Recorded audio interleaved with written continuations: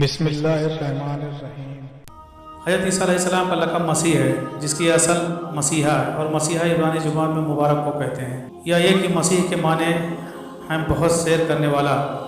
ناظرین گرامی، جب حضرت عیسیٰ علیہ السلام بغیر والد کے معجزانہ طور پر پیدائش ہوئی تو بنی اسرائیل نے جیسے ہی نامولودہ بچے کو حضرت مریم علیہ السلام کی گود میں دیکھا تو پکار اٹھے کہ مریم، تو نے یوسف سے زنا کیا ہے، نہ تو تیرا باپ برا اور نہ ہی تیری ماں۔ روایت ہے کہ تمام لوگ جمع ہو گئے اور حضرت مریم پر ہر طرح کی تہمتیں باندھنے لگے۔ خاندان والے کہنے لگے کہ مریم اور اس کے منگیتر یوسف کو زنا کے جرم میں سزا ملنی چاہیے۔ پھر اچانک حضرت مریم نے بچے کی طرف اشارہ کیا جو کہ اس وقت دودھ پی رہے تھے۔ وہ بول اٹھے، میں اللہ کا بندہ ہوں، اور پھر اللہ کی طرف سے نبوت اور کتاب ملنے کی خبر دی۔ اس کے بعد فرمایا، اللہ نے مجھے نماز اور زکوٰۃ کا پابند بنایا، اور جب تک میں زندہ ہوں مجھے اپنی والدہ کا حق ادا کرنے والا بنایا، اور مجھ کو سرکش اور بدبخت نہیں بنایا۔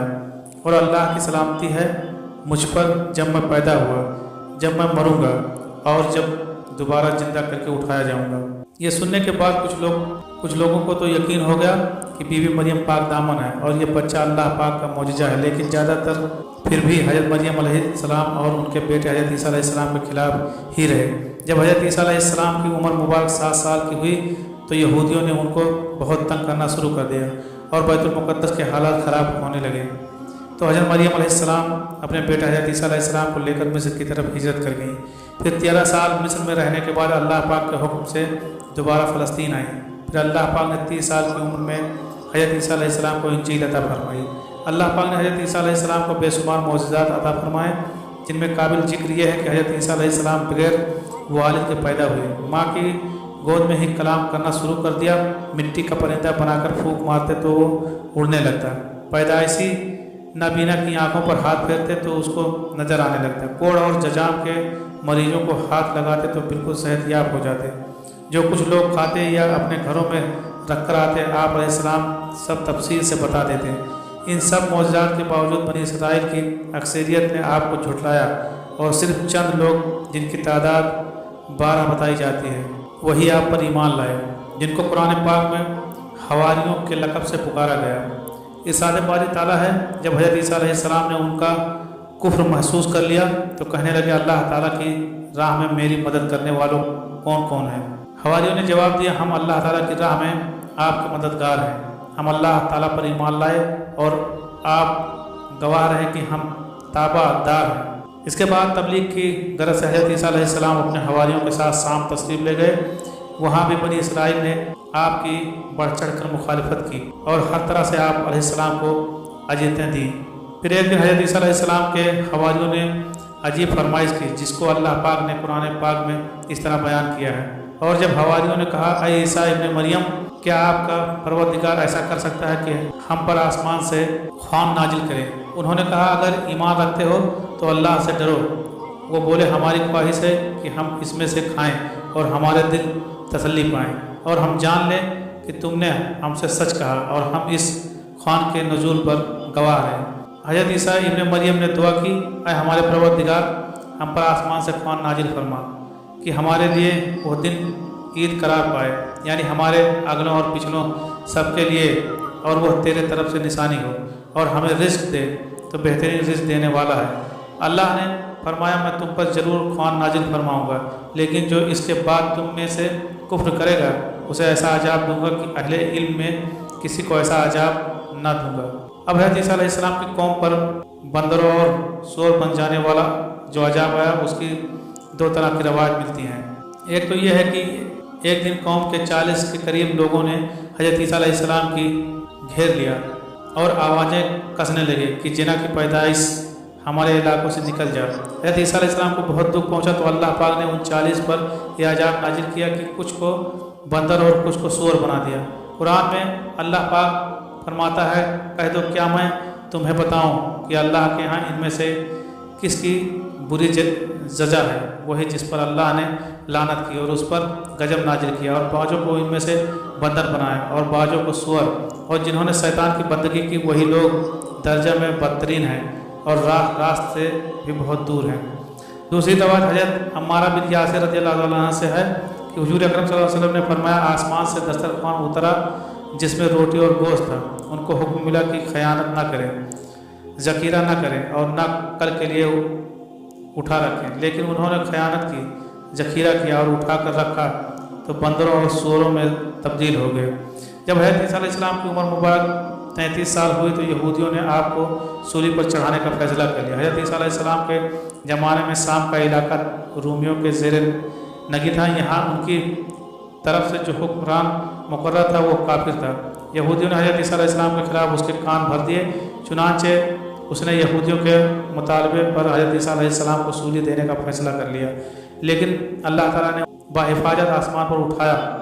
اللہ کا ارشاد ہے، اور یہ کہنے کے سبب کہ ہم نے مریم کے بیٹے عیسیٰ مسیح علیہ السلام کو جو اللہ کے پیغمبر تھے قتل کر دیا، حالانکہ انہوں نے عیسیٰ علیہ السلام کو نہ قتل کیا اور نہ ہی سولی پر چڑھایا، بلکہ ان کے لیے ان کا مصابہ بنا دیا گیا۔ جو لوگ ان کے بارے میں اختلاف کرتے ہیں وہ ان کے حال سے شک میں پڑے ہوئے ہیں اور پیروی جن کے اس کا متعلق علم نہیں ہے، اور انہوں نے عیسیٰ علیہ السلام کو یقیناً قتل نہیں کیا، بلکہ اللہ نے ان کو اپنی طرف اٹھا لیا، اور اللہ حکمت والا ہے۔ حضرت عیسیٰ علیہ السلام قرب قیامت میں حضور پاک صلی اللہ علیہ وسلم کے امتی بن کے زمین پر نازل ہوں گے۔ حضرت جہاد رحمۃ اللہ علیہ فرماتے ہیں کہ قصہ یوں پیش آیا کہ جب یہود نے حضرت مسیح علیہ السلام کے قتل کا ارادہ کیا تو آپ کے حواری ایک جگہ جمع ہو گئے۔ حضرت مسیح علیہ السلام بھی ان کے پاس تشریف لے گئے۔ ابلیس نے یہود کے اس دستے کو جو آپ کے قتل کے لیے تیار کھڑا تھا حضرت عیسیٰ علیہ السلام کا پتہ بتایا۔ اس طرح 4000 افراد نے مکان کا محاصرہ کر لیا۔ حضرت عیسیٰ علیہ السلام نے اپنے حواریوں سے فرمایا، تم میں سے کوئی شخص اس کے لیے آمادہ ہے کہ وہ باہر نکلے اور اسے قتل کر دیا جائے، اور پھر جنت میں وہ میرے ساتھ ہوں۔ ایک شخص نے اس قربانی کے لیے اپنے آپ کو پیش کر دیا۔ آپ نے اسے اپنا کرتا امامہ عطا فرمایا، پھر اس پر آپ کی مصابہت ڈال دی گئی، اور جب وہ باہر آیا تو یہود اسے پکڑ کر لے گئے اور سولی پر چڑھا دیا۔ جب حضرت عیسیٰ علیہ السلام کو اللہ تعالیٰ نے آسمان پر اٹھا لیا، حضرت عیسیٰ علیہ السلام ہی وہ نبی ہیں کہ جن کا ذکر قرآن پاک میں سب سے زیادہ بار آیا ہے۔ آپ ہی بنی اسرائیل کے آخری نبی تھے، اور آپ نے ان کو نبی آخر الجماع حضرت محمد صلی اللہ علیہ وسلم کی بشارت بھی دی تھی، جس کو قرآن پاک میں اللہ پاک ایسے بیان فرماتا ہے، اور جب عیسیٰ ابن مریم نے کہا، اے بنی اسرائیل، میں تمہارے پاس اللہ کا بھیجا ہوا آیا ہوں، اور ایک پیغمبر کی جو میرے بعد آئیں گے جن کا نام احمد ہوگا، بشارت سناتا ہوں۔ حضرت عیسیٰ علیہ السلام کے 600 سال بعد تک کوئی نبی نہ آیا، اور پھر دو عالم کی قسمت جاگی، اور اللہ پاک نے اپنے آخری پیغمبر حضرت محمد صلی اللہ علیہ وسلم کو سارے جہانوں کے لیے رحمت بنا کر بھیج دیا۔ عیسائی یہودی اس بات پر متفق تھے کہ حضرت عیسیٰ علیہ السلام کو سولی پر چڑھا دیا گیا ہے، لیکن ان میں تھوڑا اختلاف تھا۔ یہودی کہتے تھے کہ وہ قتل ہو گئے ہیں، عیسائی کہتے تھے کہ وہ 3 دن تک مردہ ہو کر زندہ ہو کر آسمان پر چلے گئے ہیں۔ اللہ تعالیٰ نے ان دونوں گروہوں کی تصدیق کرتے ہوئے فرمایا کہ اس شک میں مبتلا ہے۔ حقیقت یہ ہے کہ یہ لوگ حضرت عیسیٰ علیہ السلام کو گرفتار نہ کر سکے۔ نصارہ نے اللہ تعالیٰ کے ساتھ حضرت عیسیٰ علیہ السلام اور روح القدس یعنی حضرت جبرائیل علیہ السلام ہی کو شریک کرنے پر اکتفا نہیں کیا، بلکہ حضرت مریم کو بھی خدا کا درجہ دے دیا۔ اور دراصل نصارہ بھی یہودیوں کی طرح مختلف فرقوں میں تقسیم ہو گئے۔ اس وقت ان میں 3 فرقے تھے۔ ایک کستوریہ جو حضرت عیسیٰ علیہ السلام کو خدا کا بیٹا کہتا ہے، دوسرا یعقوبیہ جو عیسیٰ علیہ السلام کو خدا کے ساتھ متحدہ مانتے تھے، تیسرا املکانیہ جو حضرت عیسیٰ علیہ السلام کو 3 خداؤں میں سے ایک مانتے تھے۔ نزول قرآن کے وقت بھی نصارہ فرقوں میں تقسیم تھے۔ ان کا عقیدہ 3 الگ الگ اصولوں پر مبنی تھا۔ ایک فرقہ کہتا تھا کہ مسیح عین خدا ہیں اور خدا ہی بے شکل مسیح دنیا میں اترا۔ دوسرے فرقے کا کہنا تھا کہ مسیح ابن اللہ ہیں، اور تیسرا فرقہ دعویٰ کرتا تھا کہ وحدت کا راز 3 میں پوشیدہ ہے، یعنی باپ، بیٹا اور مریم۔ اس جماعت میں بھی 2 گروہ تھے۔ دوسرا گروہ حضرت مریم کی جگہ روح القدس کو شامل کرتا تھا، غرض وہ حضرت مسیح کو ثلاثہ تسلیم کرتے تھے۔